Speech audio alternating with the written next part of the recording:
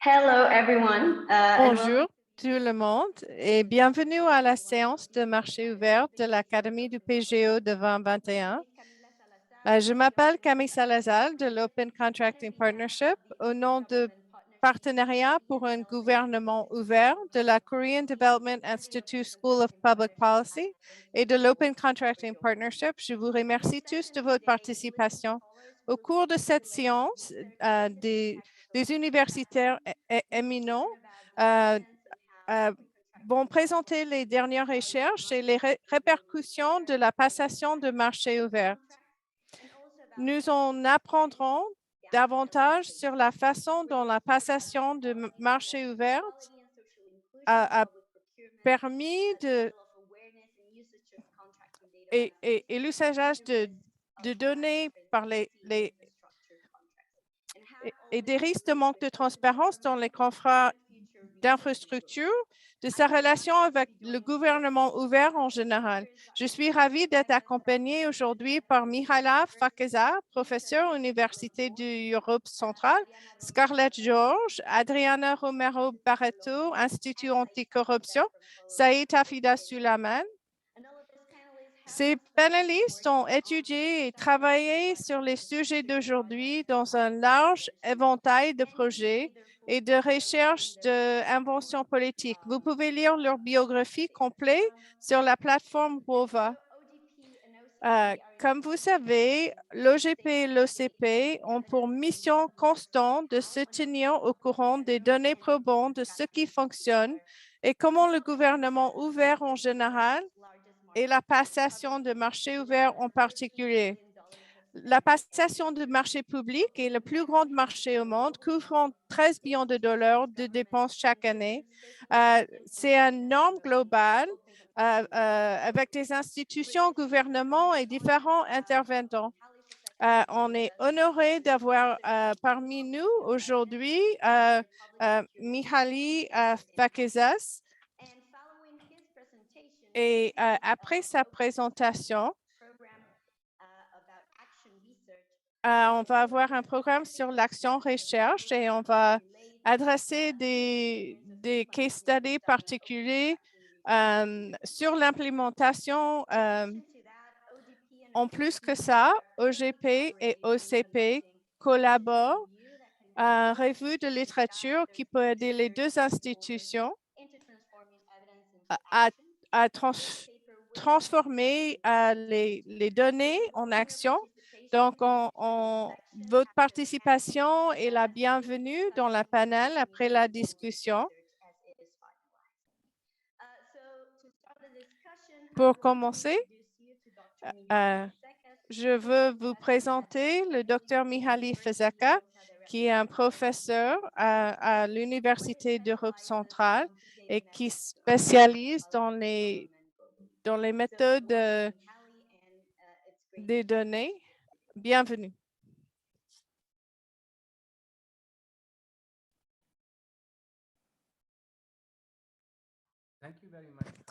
Merci beaucoup, Camilla. Je suis vraiment ravie d'être ici. Je dois admettre que je ne vais pas mettre la caméra. Je viens d'avoir mon piqûre booster, mais je suis très contente d'être ici.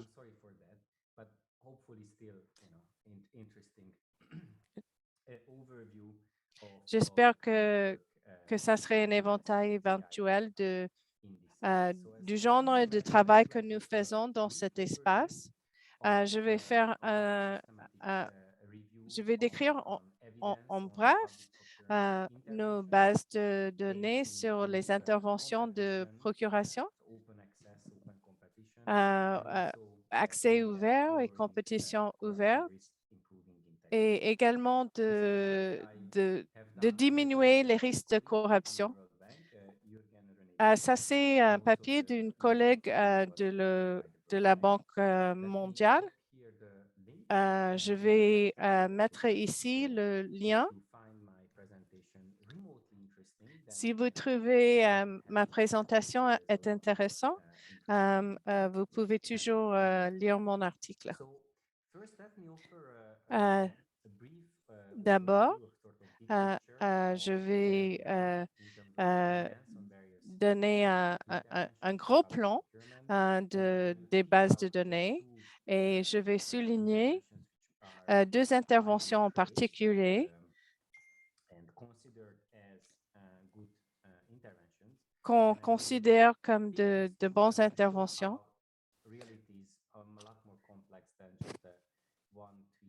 Et ça va montrer comment les réalités sont plus complexes et contradictoires qu'on peut penser.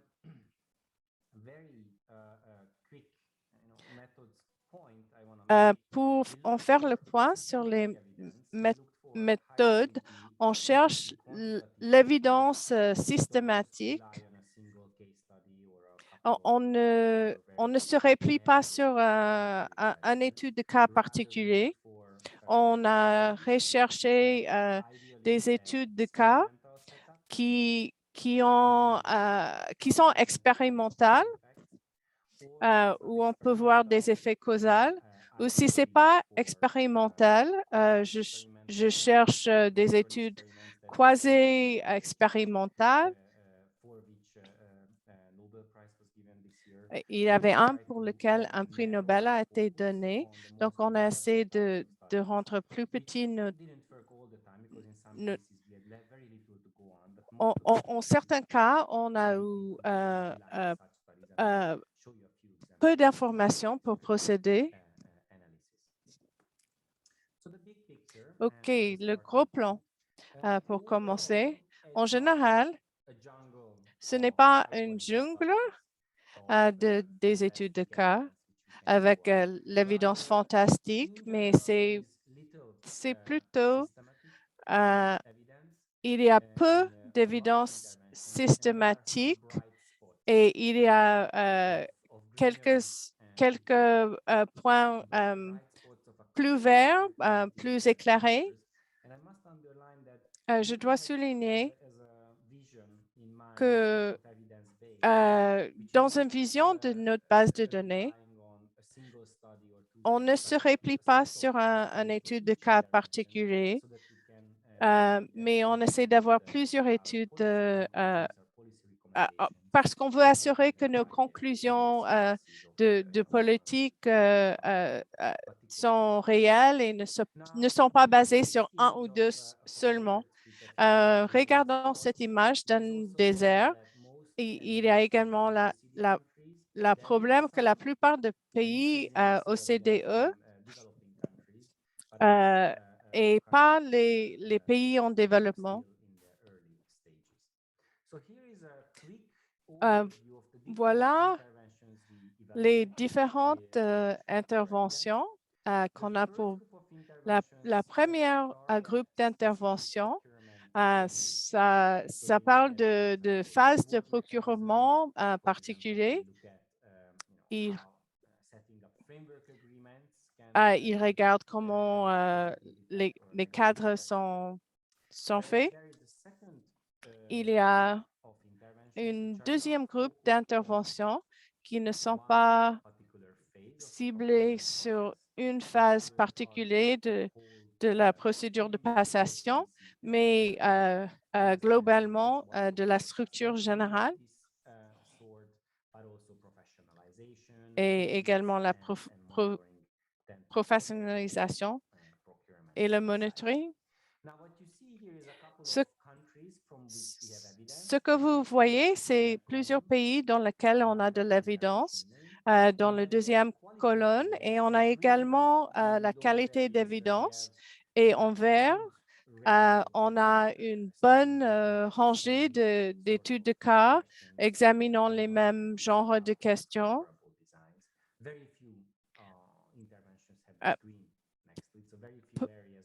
Peu de domaines où on a assez d'interventions. Et la plupart où on a un part d'évidence, on a quelques cas d'études, mais du qualité douteuse scientifique et il y a certains endroits où on n'a que l'espoir, mais peu d'évidence systématique. Donc, ça, c'est la qualité d'évidence en gros et celle qu'on voit et ce qu'on voit des résultats.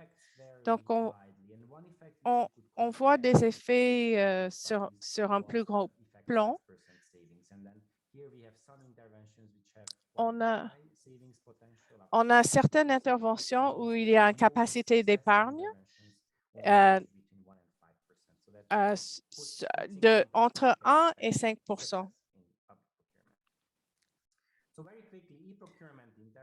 Pour parler d'intervention de e-passation, EGP système, c'est un système qui a été la plus adopté sur les groupes, mais ce passation c'est un terme flou. La plupart des systèmes ne couvrent que jusqu'à la stade d'appel d'offres. Moins d'informations sur les invoices, sur le monitoring. Qu'est-ce que nous attendons de e-passation? On attend que la passation électronique du gouvernement peut aider à l'efficacité administrative pour le gouvernement. Mais cela dépend des atouts d'information et technologie et également du design du système. Il y a un effet positif de réduire des barrières non intentionnelles à l'entrée pour les sociétés. Mais la registration, les atouts information technologique et l'accès Internet peut augmenter ces barrières, surtout pour les SME. Mais encore une fois,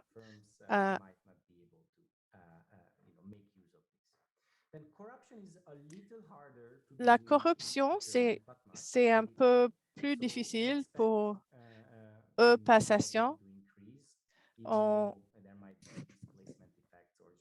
On attend un effet de déplacement.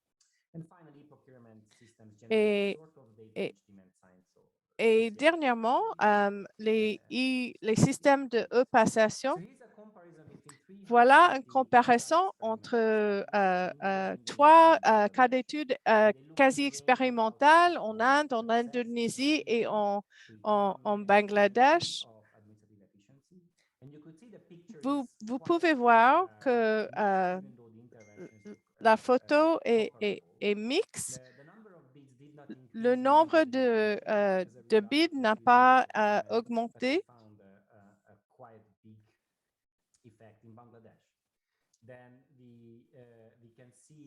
On peut voir qu'il y a peu d'effets sur temps ou sur le surflux de coûts.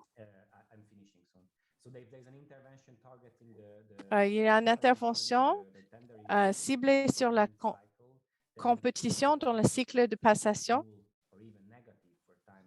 négatif même pour le temps et les surflux de coûts. Surprenant, c'est la longueur du temps pour les offres à augmenter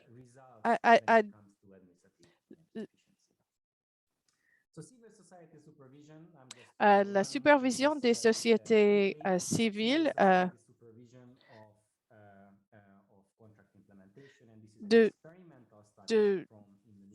c'est une étude expérimentale d'Indonésie. Ça a été comparé. C'est mixte parce que on a des matériels qui manquent. Plus d'invitations, donc les locales ont beaucoup plus participé. mais ça n'a pas résulté dans une diminution mesurable.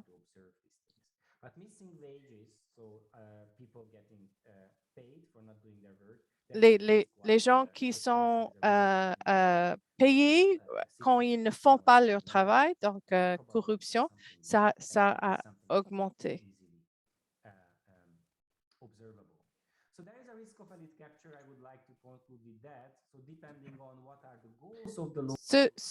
Cependant, les buts des groupes différents, l'effet du monitoring local peut varier. Merci beaucoup. Merci beaucoup, Mihaly, pour votre présentation. Je pense que ça souligne le gros plan sur les interventions et la passation au marché ouvert. Et ça montre quel genre d'intervention marche et les lacunes dans le domaine. Et je veux faire penser à l'audience que vous pouvez entrer vos questions dans la section Q&A pour répondre et pour continuer la conversation. Comme j'ai dit, on a invité également 3 chercheurs qui sont ciblés sur l'inclusion et je veux vous présenter Adriana Romero, qui est la directeure des études à Columbia.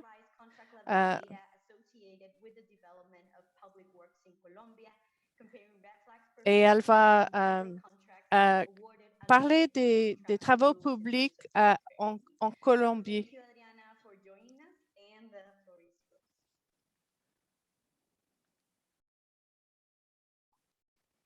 Muchísimas gracias, Camila, y muy buenos días para todos. Es un honor poderles compartir en OGP Academy nuestra experiencia como usuarios de datos de contratación abierta para promover el control social en Colombia.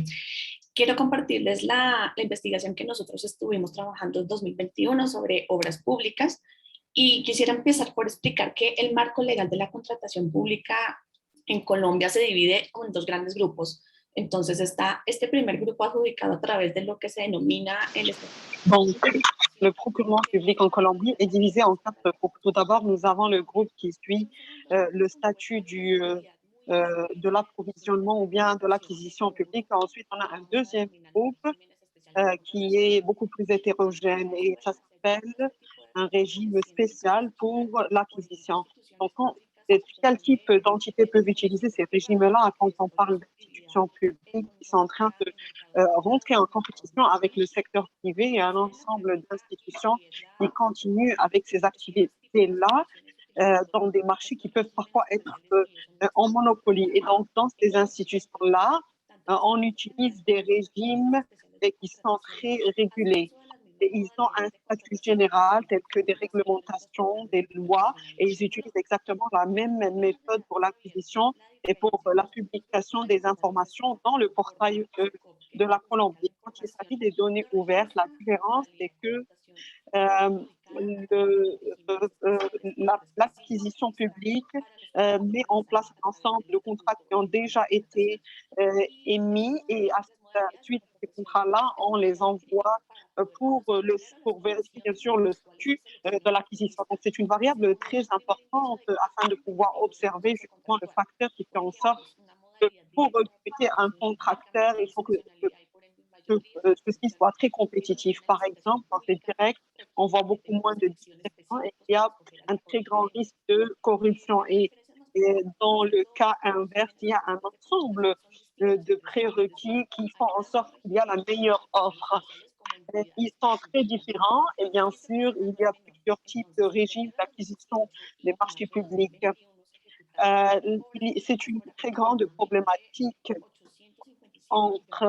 depuis mars 2021, nous avons vu 850 millions de dollars qui a été remis directement pour le travail public et principalement pour les contrats. Et nous avons vu que ceci était très significatif pour la période que nous avons contrôlé et supervisé et elle représente justement 48% des contrats dans le marché du travail. Donc, dans ce cas-là, l'utilisation d'un régime spécial pour l'acquisition publique, la transparence et surtout l'acquisition des marchés publics mène bien sûr à l'investissement dans ce sens-là. C'est pour ça que nous avons conduit un ensemble de recherches sur ces groupes différents. Nous avons utilisé une étude de cas d'un travail public parce que nous avons trouvé des inefficacités. Il y a eu plusieurs délais, il y a eu aussi des sociétés qui avaient beaucoup plus de difficultés, bien sûr, dans des secteurs différents, et ce sont des situations qui peuvent les mener à la faillite facilement. Donc, la première des choses que nous voulions faire, c'est que nous avons d'abord commencé par prouver que les contrats qui ont été remis par ce régime sont beaucoup plus courts et ils ont en fait une importance plus importante. Environ 40% des municipalités colombiennes avons prouvé que l'acquisition des régimes spéciaux sont prédominants et le reste n'est pas utilisé dans les contrats et principalement dans le secteur du travail public. Et donc, à travers ce objectif-là, nous avons aussi que 42% des items analysés ont démontré qu'il y a une somme beaucoup plus élevée pour ces contrats qui sont remis principalement à un régime de passation. Donc, environ 32% de la valeur, bien sûr. Et donc, la majorité des contrats qui ont été remis à travers cette passation-là ou accordés ou octroyés représentent environ 10% de ces contrats-là, un peu au-delà du benchmark de 20% pour le régime de comparaison ou de benchmarking. Donc, ici, j'aimerais partager avec vous quelques diapositives qui vont expliquer ceci davantage. Nous avons vu que 2,7% des municipalités du pays ont été en mesure d'avoir environ 10 ou plus de 10 contrats selon ce régime-là sur la base d'une acquisition spéciale.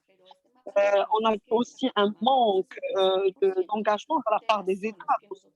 Donc voilà, nous démontre que 73% de ces emplois-là, ou nous démontre que ce marché-là et ce régime spécial, un régime très significatif parce que nous voyons ceci dans l'utilisation de régimes justement d'acquisition qui ont été spéciales pour cela et on ne peut pas bien sûr avoir ce on utilise des régimes d'acquisition qui sont normaux. Donc il y a ici une autre analyse que nous avons mis en place. Comment ces tendances ont changé après les restrictions de la en mars 2020, nous avons vu qu'il y a une augmentation dans le travail public, les contrats de travail public, et c'est beaucoup plus élevé ici par rapport aux régimes spéciaux. Nous avons comparé ici avec le statut en général. Nous avons aussi comparé le travail public et nous avons vu que ça a extrêmement changé pendant la quarantaine et ça change bien sûr vers la fin de la restriction où les passations du marché ont accéléré. Donc, vers la fin de 2020, nous avons vu qu'il y a eu une grande quantité de contrats qui ont été mis à travers des régimes spéciaux et à travers la passation des marchés. Nous avons détecté une augmentation intéressante entre janvier et juin de l'année 2019 qui était une année avant, ce qui ne permet pas bien sûr d'avoir un vote direct pour les présidentielles, qui a changé au fil du temps et la manière avec laquelle la réglementation des régimes spéciaux était impactée. Seulement, c'est la tendance que nous avons vue, qui s'est passée il y a environ une année. Nous avons vu également que la passation directe était extrêmement adoptée. Donc, il faut dire que les régimes de passation spéciaux font en sorte que les marchés sont plus en termes de monopolie et surtout ça peut créer un risque de corruption parce que comme vous le savez tous, la passation directe en fait, il n'est pas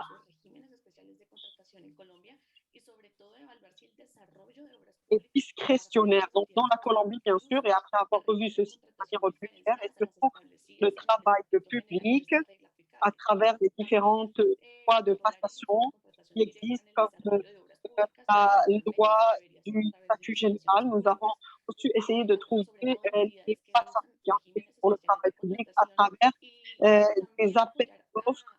Nous avons vu que plusieurs sociétés ont participé à ce. Il faut aussi qu'on puisse donner le support nécessaire aux citoyens.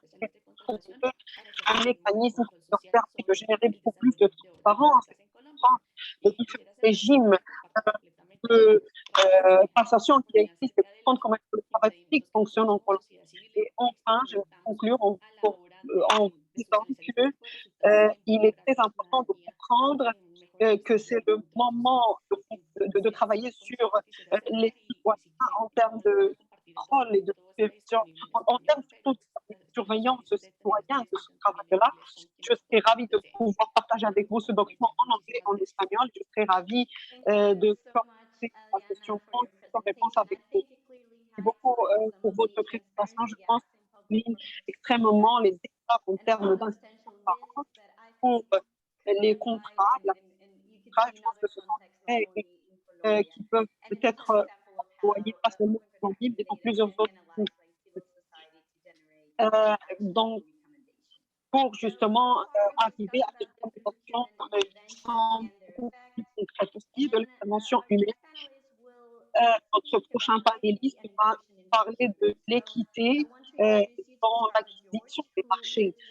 Je passe la parole à professeur Georges qui a déjà travaillé énormément sur l'inclusion et qui a travaillé principalement sur l'égalité genre dans les contrats publics dans d'autres pays. Je pense que je vais vous présenter maintenant un cadre de travail et les règlements, la réglementation en vigueur en ce sens-là. Donc, merci beaucoup de vous être rejoint. Bonjour et merci beaucoup. Merci de l'introduction. Je suis ravie d'être ici.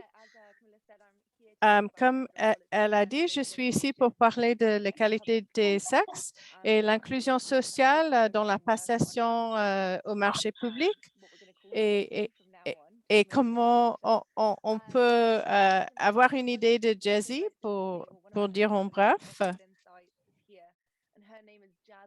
J'ai une collègue qui s'appelle Jasmine qui est ici. Si vous avez une question, demandez-la de faire un chat avec vous. Pour ce prochain, on peut voir, je vais d'abord définir Jazzy et pourquoi c'est important au marché ouvert et le bout du cadre et troisièmement, pourquoi avoir cette analyse. À définir Jazzy dans la passation au marché ouvert. Comment est-ce qu'on peut la définir? C'est de regarder les accès, compétition, bénéfices pour des groupes marginalisés et pas à l'avantage. Quand on regarde la passation au marché ouvert, il y a les pratiques et les politiques dans la procédure de passation et aussi les produits et services qui sont à la passation. On les a divisés.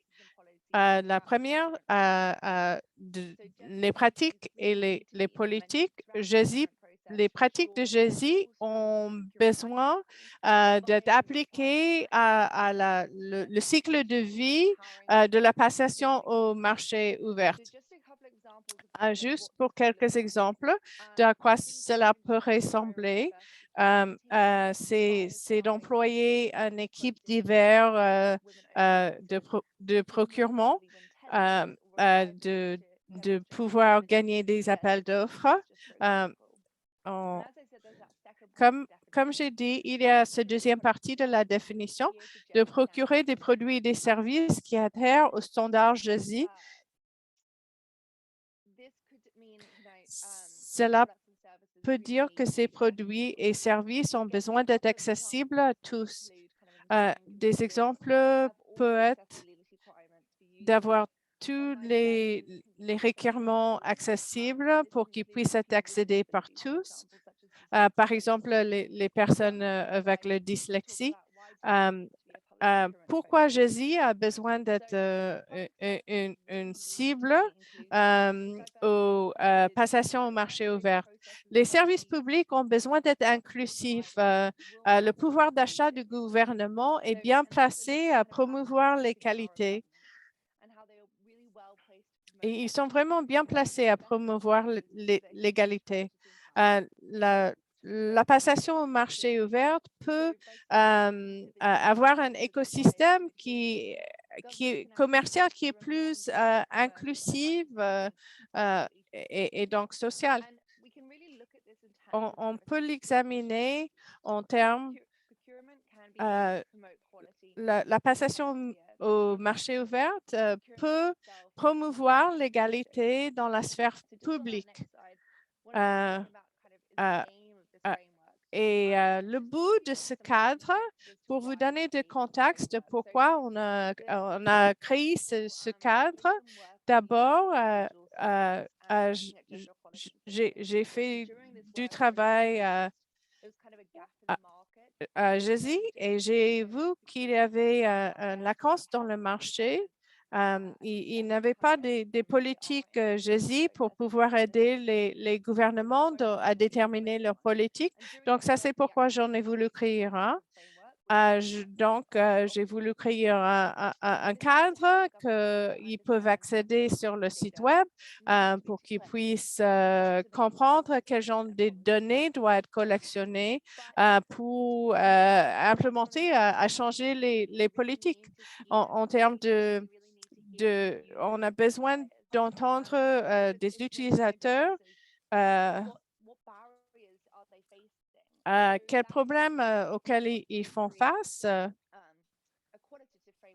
On voulait un cadre qualitatif et ça, c'est ce qu'on a fait grâce à la recherche de OCDE.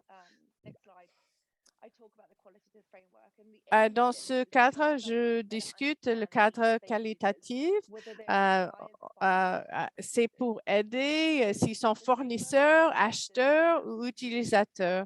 Les gouvernements doivent mieux comprendre leurs besoins.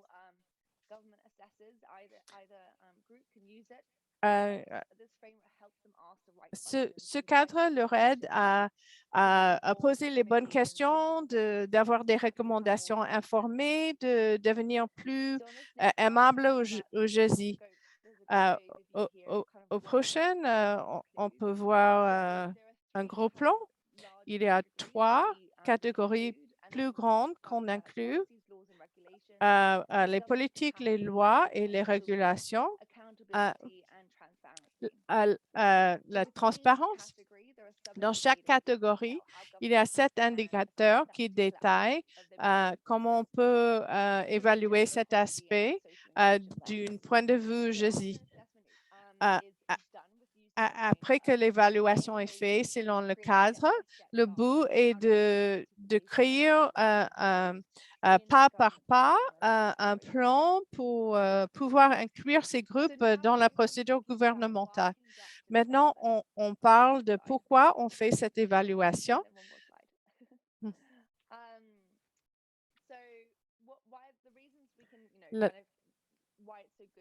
La raison que c'est important de faire cette évaluation pour les gouvernements, ça met un niveau et ça aide à pouvoir tracer le progrès et ça aide à créer la transparence publiée. Et aussi, après, on peut refaire cette évaluation et voir ce qui a changé. L'idée, c'est également d'avoir ces évaluations publiées ouvertement, publiquement, pour qu'autre organisations peuvent participer et comprendre ce qui fait le gouvernement fait pour être plus aimables aux populations Jésus. Et ce cadre encourage les gouvernements à parler à leurs fournisseurs et leur demander quelles barrières auxquelles vous faites face et comment est-ce qu'on peut la rendre plus facile pour vous et de comprendre leur réalité. On pense que c'est très important. Et dernièrement, comme j'ai dit auparavant, d'avoir des recommandations détaillées et pratiques au niveau de la politique qui peut être implémentée selon les résultats de l'évaluation. Merci beaucoup d'avoir écouté ma présentation. Et si vous voulez nous contacter, je m'appelle Scarlett. Ma collègue, c'est Jasmine. Vous pouvez la contacter en chat. On va également avoir un webinaire le 1er décembre où on va faire un review du cadre en plus de détails. Et merci. Thank you so much, Scarlett, for your presentation. And just a reminder that, as Scarlett said, this is a framework that is available. Ça, c'est un cadre qui est disponible à tout le monde. So our final speaker today, Saeed, is a co-founder of Follow Taxes, which is an NGO that tracks government projects and simplifies procurement data as a tool against bribery and corruption. And as a Notre prochain maintenant spécialiste. presentation today, we want to showcase research that focus on evaluating some OGP commitments related to open. On va nous parler d'un ensemble d'engagements en termes de contrats ouverts et comment est-ce que ceci a impacté énormément et aussi les défis auxquels ils ont fait face. Donc, je vais souhaiter la bienvenue à Saïd. Merci beaucoup tout le monde. Merci de m'avoir donné l'opportunité de participer à ce webinaire. J'apprécie énormément vos efforts et surtout de faire part de ce webinaire. Donc, d'abord, j'aimerais commencer par identifier les écarts qui peuvent survenir dans la passation des marchés publics. Et nous allons parler aussi de l'optimisation reliée à ceci. Ce que nous faisons à l'OC, c'est que comment est-ce qu'on peut essayer de réduire cet écart-là, pas seulement en termes de passation, mais comment est-ce qu'on peut s'assurer que nos citoyens sont bien alignés par rapport à ceci. Et ceci met en place une connexion entre tout ceci pour comprendre à quel point ceci peut être optimisé et utilisé et que les données soient beaucoup plus ouvertes et plus claires pour tout le monde, pour les pays justement qui essayent de faire appel à cette méthodologie-là. Donc, un des problèmes que nous rencontrons dans les pays africains, c'est par rapport à la passation des marchés et par rapport aussi à la réglementation et aux politiques, à la corruption. Donc, en réalité, comment est-ce qu'on peut relier tout ceci ensemble et comment est-ce qu'on peut réduire les impacts? Ça, c'est un vrai problème. Donc, notre recherche a adopté. Tout d'abord, je suis désolée de pouvoir présenter les choses comme ça sans avoir une présentation PowerPoint. Donc, vous pouvez bien sûr vérifier l'article directement sur Internet. Nous avons essayé d'adopter un système de méthode de mix où nous avons travaillé avec des entités et nous avons justement interviewé et nous avons passé des entretiens avec plusieurs organismes. Ceci, bien sûr, nous a mené à un ensemble et une série de méthodes quantitatives que nous avons utilisées dans ce sens-là avec la société civile, avec des membres du secteur privé et avec justement le secteur public qui a l'information nécessaire. Donc, ceci était très important parce qu'on a besoin de ce guide-là et nos résultats nous montrent que ça nous permet d'élargir justement notre champ d'étendue ou notre étendue plutôt. Donc, les processus de passation parfois peuvent augmenter les écarts publics ou politiques qui existent entre les citoyens. Ceci est devenu beaucoup plus clair que les pays distincts dont nous avons parlé dans notre article nous expliquent clairement qu'il y a un ensemble d'engagements à prendre en compte et qui sont reliés au projet. Et il y a un manque d'engagement et de transparence parmi ces parties prenantes et qui peuvent mener mener parfois même à l'instabilité. Donc, il faut essayer de trouver cet écart-là. Il y a bien sûr un site web qui est mis en place pour tous les appels d'offres, mais parfois, malgré ceci, la passation est beaucoup plus injuste que non, et il peut même mener à des écarts. Donc, malgré le fait que les données que nous avons nous ont permis de comprendre que la passation des marchés n'est pas très connue parmi les différents membres. Donc, ce qu'on essaie de faire, c'est pour ce qui est des entités de passation publique, on essaie de passer des entretiens avec eux séparément. Et ils sont tous supposés d'avoir des données ouvertes sur les passations. Et ceci nous mène bien sûr à comprendre comment est-ce qu'on peut avoir accès à ceci. Comment est-ce qu'on peut travailler avec des données ouvertes dans le public, dans les contrats, surtout dans les passations des marchés publics. Donc, nous avons aussi trouvé en réalité que nous devrions être en mesure de pouvoir comprendre tout le processus en question. Il y a aussi un manque de sensibilisation donc, qui ne peut pas permettre aux citoyens d'être engagés et comment est-ce qu'ils peuvent justement utiliser ces données ouvertes. Donc, comment est-ce que les citoyens ou combien de citoyens peuvent vraiment utiliser et optimiser les données disponibles en ligne et sur la plateforme en question des appels d'offres pour justement répondre aux demandes et aux exigences. Pour ce qui est des données, et même jusqu'au point où il y a des investigations qui nous expliquent qu'il y a des données qui peuvent permettre aux hôpitaux et à plusieurs autres communautés de fonctionner. Par exemple, dans une communauté particulière, on doit être conscient que l'information est publique. Ça, c'est une première chose. Et les données qui ne sont pas mises en place pour cette activité, alors il faut s'assurer qu'il n'est pas présent dans tout le processus. Donc, le problème ici est déjà là. Et si l'information n'est pas mise en place et si elle n'est pas mise au bon endroit, alors il faut qu'on puisse, faut qu'on puisse pouvoir la trouver à la fin. Aussi, il y a un manque de support pour le système de passation des marchés publics. La majorité se joignent au système de passation des marchés publics. Ils essayent de nous ramener le maximum d'informations publiques, mais ils ne sont pas tous prêts à comprendre comment le faire et combien d'informations ils doivent inclure dans leurs offres ou leurs appels d'offres. Il y a un manque aussi de compétences administratives par rapport à ceci. Donc, de manière plus claire, il faut qu'on puisse comprendre tout ceci à un niveau beaucoup plus important et comment est-ce qu'ils peuvent ramener ces informations-là dans le système de contrat dans lequel nous croyons énormément en un moment aux tendances et au système et qu'on essaie justement de co-créer plusieurs compréhensions de ceci. Donc, malheureusement, la majorité des États avec lesquels nous avons travaillé, incluant les activités et les données, ils sont arrivés à un certain niveau et la majorité d'entre eux devaient être en mesure de travailler au niveau national aussi. Donc, dans le pays, donc, ce que nous avons trouvé, bien sûr, c'est que durant cette recherche et après une série de discussions, nous avons compris que c'est le cas à travers les différents États en question. Et nous sommes aussi en train de travailler sur les activités qui vont permettre qui vont permettre justement au contrat ouvert d'être beaucoup plus flexible et beaucoup plus ouvert aux citoyens pour une meilleure surveillance citoyenne et pour bien sûr surmonter toutes ces difficultés-là et ces problématiques qui peuvent survenir. Donc, il y a aussi un certain degré avec lequel nous voulons le faire. Nous voulons créer une certaine loi, une réglementation qui va faire en sorte que tout le monde puisse comprendre comment ceci se passe. Il y a aussi une question de pratique ici. Il faut que tout le monde pratique la manière avec laquelle il faut faire la passation des marchés publics.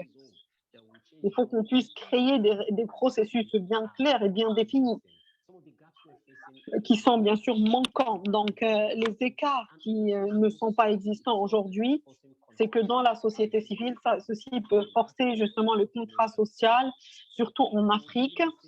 Donc, même les gens qui sont présents, même, donc, incluant les citoyens, sont énormément qui sont bien représentés. Ils ne sentent pas qu'il y a des résultats. Donc, on parle des ONG, par exemple, qui mettent des millions de dollars pour cette période-là, mais la majorité d'entre eux ne peuvent pas voir l'impact direct. Donc, en essayant de fermer un peu ces écarts-là, on veut essayer de changer les narratifs. Donc, ceci veut dire que nous avons besoin de plus de connexions. Nous avons aussi besoin de beaucoup plus de durabilité et que les citoyens et tous les missionnaires qui sont en place puissent bien comprendre un peu ces processus-là.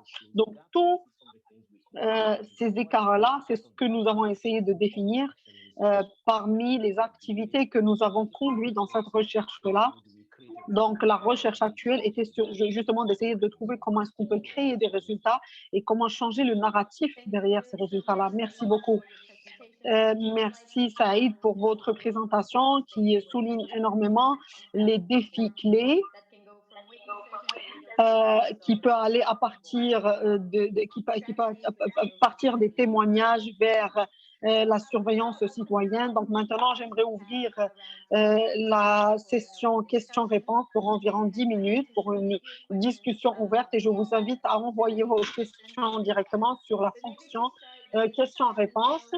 J'aimerais vous dire aujourd'hui que pour commencer la discussion, environ 90% des défis en termes de passation des marchés publics. Donc, comment est-ce qu'on peut travailler sur les écarts clés pour bien sûr qu'il n'y ait pas de manque de données. Donc, plusieurs interventions ne sont pas mises en place. Donc, si quelqu'un d'entre vous aimerait répondre à ces questions-là, n'hésitez pas, s'il vous plaît. Merci.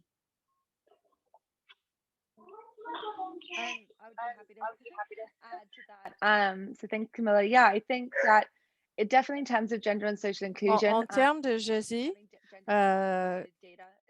d'avoir des données GESI sont très importants et on ne voit pas nécessairement les gouvernements qui demandent ces questions qu'on collectionne des données quantitatives et c'est très important de comprendre qui sont vos fournisseurs. Et je pense qu'on n'a pas ces données. C'est très difficile à assurer que vous faites les bons changements concernant la politique si on n'est pas informé qui sont les fournisseurs et quel domaine manque. On a trouvé que les populations natives ne fournissent pas et ils sont tellement un parti tellement important de pays et c'est important que ces populations peuvent être fournisseurs aussi. Merci beaucoup, Scarlett. Je ne sais pas si un des autres veut parler de ces vacances. Je peux ajouter deux choses. On n'a même pas les bons outils.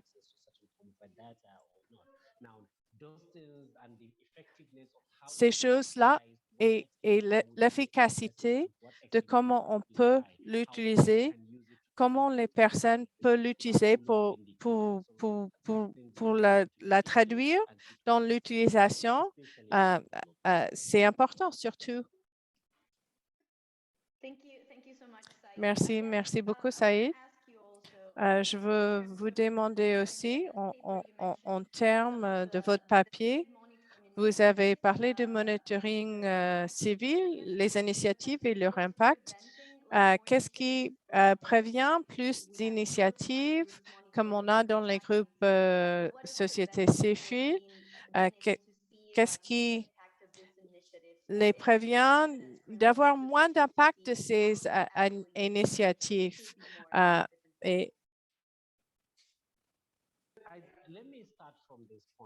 Je vais commencer de ce point.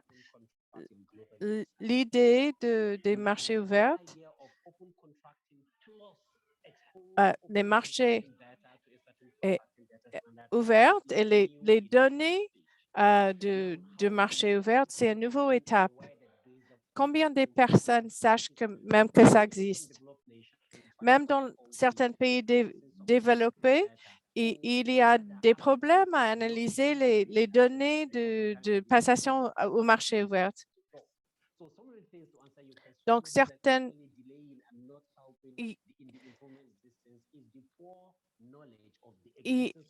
Un des problèmes, c'est la manque de connaissances de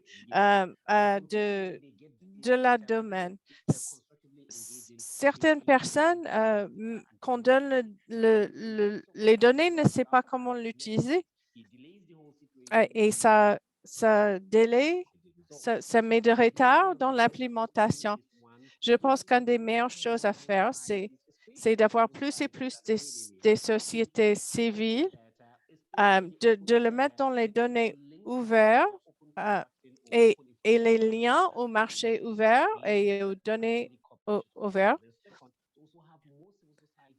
d'avoir plus de sociétés sociales qui font de l'advocacy. Si vous pouvez me laisser ajouter quelque chose. Parfois, on peut avoir les données disponibles et on peut avoir des analyses, mais si les données ne sont pas de bonne qualité, non seulement les analyses vont prendre longtemps, mais ça va être moins compréhensible aux citoyens. Donc, je pense que c'est quelque chose dont on doit faire attention. La qualité des données est essentielle. Merci beaucoup, et Saïd, d'avoir répondu à la question. C'est certainement un défi quand on parle de monitoring. Comment est-ce qu'on peut activer les citoyens, mais aussi on peut se demander quelle est la qualité des données qu'on donne aux citoyens.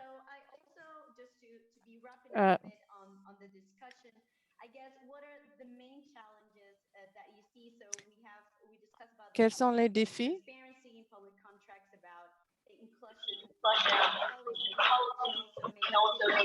Donc, nous avons parlé des politiques d'inclusion, aussi l'implication des citoyens.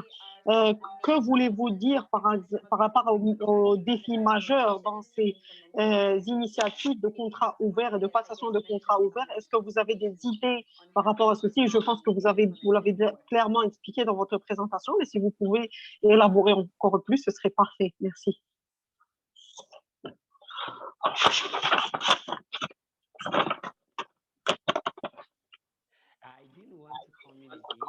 Je ne voulais pas faire de commentaires encore une fois, mais ça me ferait plaisir, bien sûr. On va être beaucoup plus pratique cette fois-ci. Donc, quand on veut beaucoup plus d'engagement, il faut essayer d'aller chercher des gens qui vont être engagés. Et pour faire ceci, il faut beaucoup de mobilisation, bien sûr. Et la mobilisation ici ne peut pas être faite de manière seulement pratique, mais de manière horizontale et verticale aussi. On parle d'une mobilisation qui est complètement au-delà de l'étendue à travers, bien sûr, un ensemble de données et qui vont fonctionner, bien sûr, pour ce groupe-là. Donc, si on veut faire une demande pour une académie, une demande académique ou une demande de recherche, et parfois, ça a une connotation commerciale, donc les gens vont essayer de l'utiliser pour faire de l'argent. Mais quand on parle d'engagement, on parle des gens qui en ont besoin le plus, les gens qui ont besoin vraiment d'avoir accès aux données parce qu'il n'y a pas de bienfaits financiers ou monétaires. Donc, ça demande beaucoup de mobilisation, beaucoup de discussions. Il est important aussi d'essayer de rechercher les résultats clés. Et qu'avez-vous vraiment changé durant les dernières recherches? Qu'avez-vous fait pour changer les choses? Donc, il faut qu'on essaye tous ensemble de pouvoir entreprendre ces actions-là, mettre en place des champs et surtout aller au-delà de ces écarts-là. Donc, voici mon idée ou ma compréhension de ceci. Les partenariats, c'est vraiment un des points les plus importants, et surtout quand on essaye de parler de contrats ouverts. Donc, on a besoin vraiment de mettre le tout sur table et de parler de cet écart-là, surtout quand on parle de partenariat. Je pense qu'il y a un point final que j'aimerais ajouter ici par rapport à la mobilisation, mais aussi il est important de prendre en considération l'importance de la volonté politique. Donc, la volonté politique permet permet justement de changer carrément le panorama des passations des marchés publics et des données ouvertes. C'est pour faire en sorte que ce soit beaucoup plus efficace. Parfois, les citoyens peuvent être engagés à 100% et beaucoup plus intéressés, mais s'il n'y a pas de volonté politique ou quoi que ce soit dans la mise en place de plateformes ou de réformes, je pense qu'il est important d'essayer de souligner et de travailler sur un point en particulier pour adopter les approches nécessaires. Merci beaucoup. Est-ce qu'il y a autre chose que vous voulez ajouter, Dr. Scarlett? Oui, je pouvais vous dire aussi que quand on a essayé de travailler avant avec des gouvernements de services digitaux et numériques avec le Royaume-Uni, nous avons travaillé avec plusieurs gouvernements dans le monde entier. Et un outil très important que j'ai trouvé intéressant à utiliser, c'est d'essayer de revoir un peu les conventions que plusieurs de ces gouvernements ont justement, dans lesquels certains gouvernements se sont inscrits et on a une certaine obligation de pouvoir s'assurer que nous travaillons tous ensemble pour ces conventions-là afin de travailler sur les droits des gens. Et la meilleure façon de le faire, c'est à travers la passation des marchés. Pour le montrer, c'est quoi les incitations ou les éléments incitatifs, comment est-ce que et pourquoi est-ce que ceci est une bonne chose pour eux en termes d'égalité genre ou d'équité genre et parfois en termes d'inclusion. Donc, parfois, en leur expliquant tout simplement que ceci peut augmenter le PIB d'un pays et donc surtout faire en sorte que les gens sont engagés pour justement engager, et il faut essayer de leur expliquer la motivation derrière ceci, c'est qu'il y a un impact positif. Donc, merci beaucoup pour votre intervention. Je pense que nous devrions conclure dans quelques minutes. Encore une fois, OGP et OCP travaillent énormément sur l'évidence qui va être disponible sur la plateforme bientôt. Il y a aussi un ensemble de projets de recherche qui sont entrepris par les deux organismes aussi. Et on va partager ceci avec vous sur les médias sociaux. Encore une fois, j'aimerais vous remercier tous d'avoir participé. Donc, je parle ici des panélistes et de l'audience et des participants aussi.